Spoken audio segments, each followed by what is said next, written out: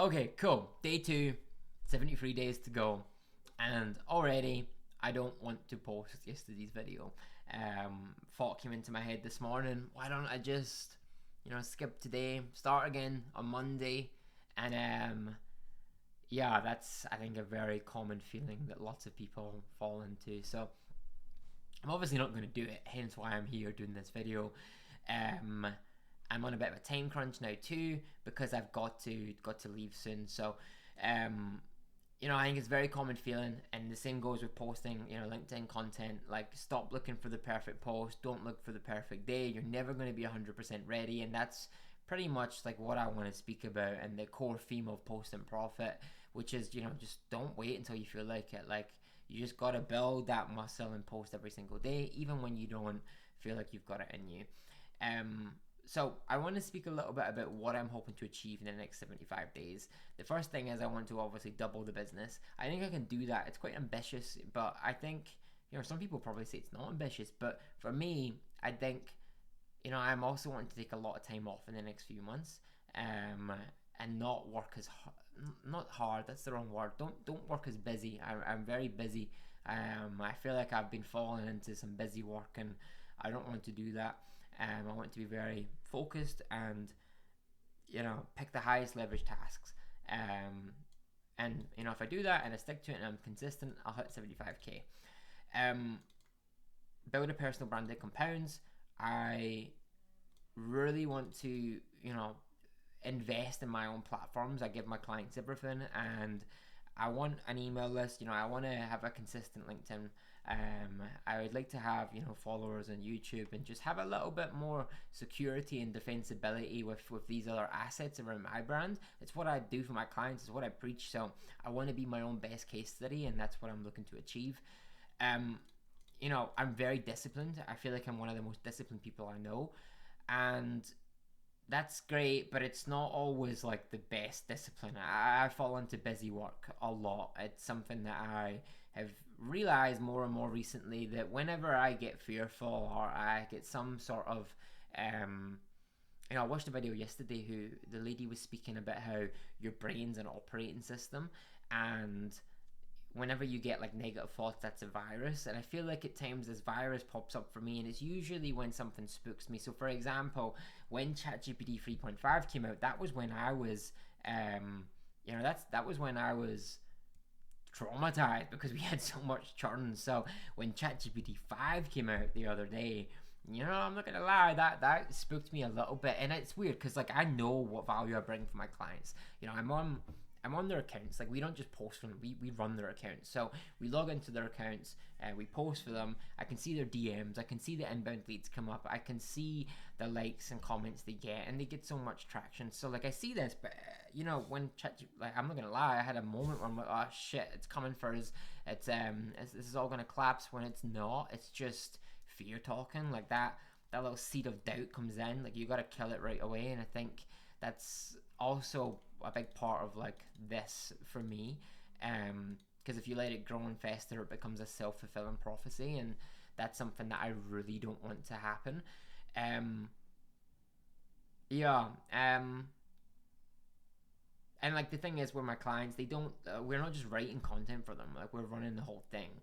The biggest value added say we have is actually the ideation and like strategic management, I guess, or however you want to phrase that. I should probably do better at that. But ultimately, they just come on a call with me once a week, once every 2 weeks. They have a call, and they don't even realize on the call, but by the end of it, like, there's 25 ideas there. We then go package that up and produce the content for them, and that's all they have to worry about, is that one call. Creating those ideas. So I should not get spooked by things like ChatGPT 5 coming out. Jeez, that's a tongue twister.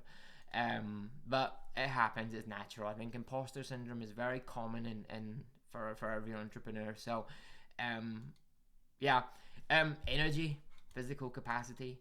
I should say bandwidth capacity. What I mean by this is, this is like by far the hardest business I've ran in terms of bandwidth. There's so much context you have to remember. So I just know that if I move more and have better structure to my day, that it'll be much easier to manage that. And the rest is like fairly obvious, but I think like the last thing here is like I just want to prove to myself and anyone else that's watching that when you're extremely consistent, when you get more visibility and you just put a shitload of action out there, you will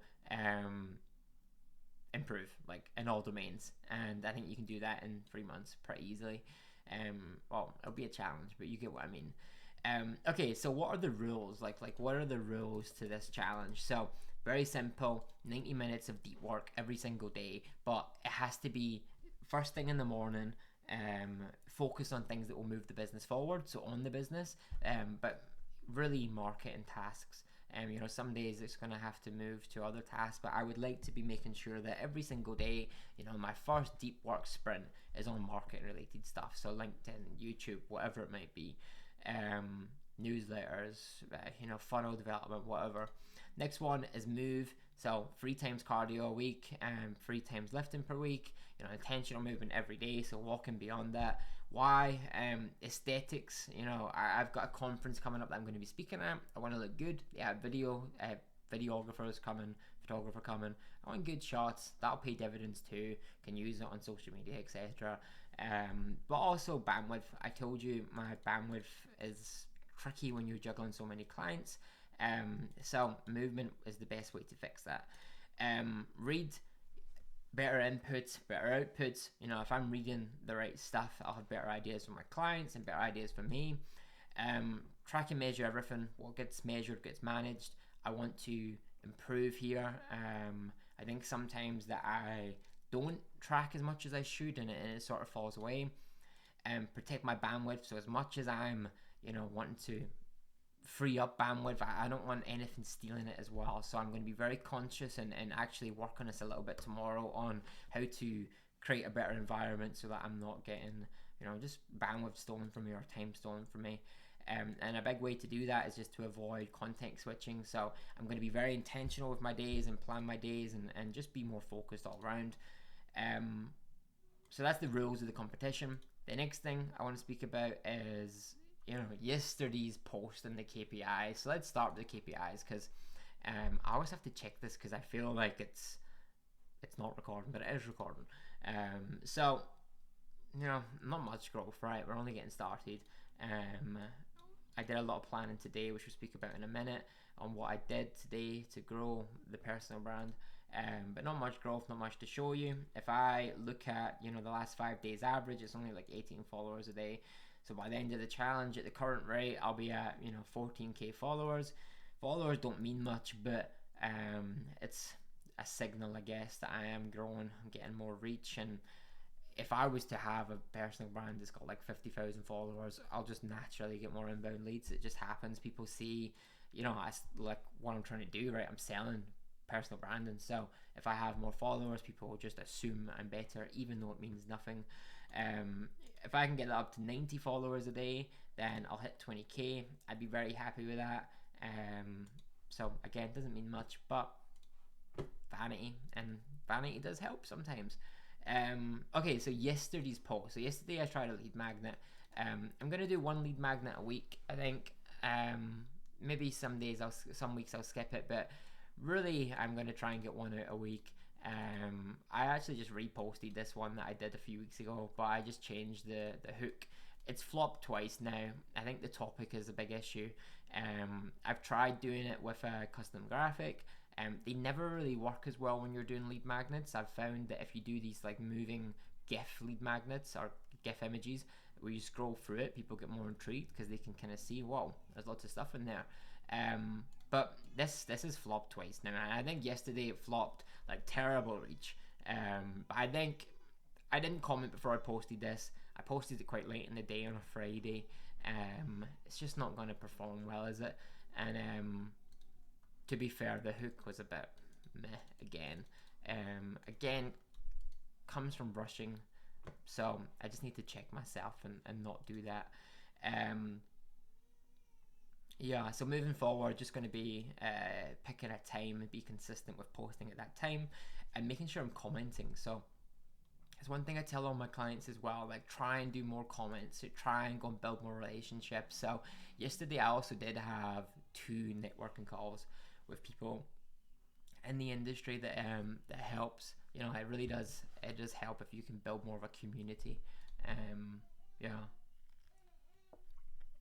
So today, what did I do today? I have to remember to breathe doing this. Like, it's hard. I think you can probably tell I'm just speaking really fast. So one thing I did today, I planned my content calendar for the next 2 months. So I know what I'm going to post for the next 2 months. I might change it, but I have a good map right now. I just need to follow it. I just need to write it. I also planned a nurture sequence because a big part of this plan is lead magnets, and I want to make sure that everyone that joins gets a lead magnet. So I'll probably speak about that. Sorry, gets a nurture sequence. Jeez, gets added to the nurture sequence, so they get the same emails and it warms them up. And I also worked a little bit on a new product that I'm launching at the end of the month. It's just an intro offer. It's just a very small little product, but I do think it will help, and I haven't saw anyone do it yet on LinkedIn. So I think that I'll be able to, you know, make a little bit of cash, and the money that I make from this, I will just reinvest into ads, I think, and just make it self-fulfilling, self-liquidating, sorry, because, well, I'll show you in a minute. And then today I'm just going to edit the video, and that'll be me for today. So got a good bit of planning and strategy work done. And then lastly, tonight, well, let me just show you the funnel actually before I go on to that. So this is pretty much what I want to do. So I want to make sure that, you know, this isn't my picture, by the way. I just took this somewhere. So, you know, all the traffic you get, it's not going to be that high quality all the time. But they can still be sold something, whether that's an affiliate link or whether that's a low ticket product. The low ticket product is what I'm building that I haven't saw anyone do. So the money that I make from this, you know, if 1,000 people come in, 80% disqualified. So if I move over to here, you know, if you're selling a $24.99 product, whatever the conversion rate is in that, looks like I've done it already. Can't remember what it was. Let's just say 3%. It works out at $479 a month. If you're able to acquire an email subscriber at $1, you reinvest that in. That means this time you're not starting with 1,000, you're starting with 479. Same idea, 80% of this new 479 are disqualified, so they can be sold a low ticket product. Same idea. Oh, it looks like the math. That's how many conversions. Sorry, I think that's 3%. So that time you've made $229 per sub. The dollar, by the way, is just to make the math easy. So that's now 109. You get the idea. And then it goes on. So the next one would start at 109. And it just keeps feeding itself. So that's what I'm going to do. I'm going to try and build. And why I spent a little bit of time working on this as well, because I do think this will feed into the brand, but I'll explain that as it develops a little bit more. And then lastly today, I'm just going to spend a little bit of time on the morning manifesto, which is something that I did back when I scaled the business. It kind of just looks like this. I would read it every morning, just remind myself, you know, the rules, my daily ritual, my goals, and it just helps. It just helps program the mind. And then I also saw this meditation from Matt Gray looked pretty good, so I'm going to try that and listen to that tonight, and I'll feedback tomorrow. So this was a fast one. I think I'm going to try and pace myself a little bit more, breathe when I'm doing this, and not do it on a time crunch because I need to leave. But let's see where it goes.